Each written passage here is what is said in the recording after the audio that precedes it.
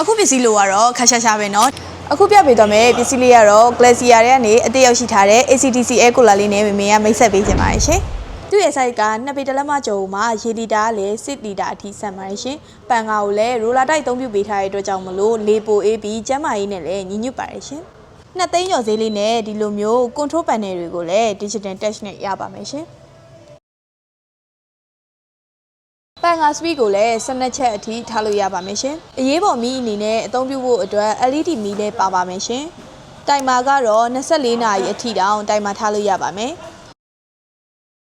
ဆွင်းဖန်ရှင်လည်းပါပါမယ်ရှင်။ရေခဲနဲ့ရေကိုထည့်ပြီးအသုံးပြုမယ်ဆိုရင်တော့ပန့်ဖန်ရှင်လေးကိုဖွင့်ပြီးအသုံးပြုလို့ရပါမယ်ရှင်။ရေခဲကြောက်လည်းတစ်ခါတည်းပါပါမယ်ရှင်။ဘက်ထရီအားလက်ကျန်နဲ့အားအဝင်ပြမယ်ဆိုလို့ရှိရင်လည်းဒီဘက်ဘေးကအဝိုင်းလေးတွေကနေပါစက်နေလေးပြပေးပါရှင်။ adapter ပါပြီးသားအသွင်ကြိုးလည်းပါမယ်အပြင် control ခလုတ်လည်းပါပါမယ်။ပြီးရင်အပြင်ဘက်ထရီနဲ့တွဲသုံးဖို့အတွက်လည်းဘက်ထရီကြိုးတက်ပါအောင်မယ်ရှင်။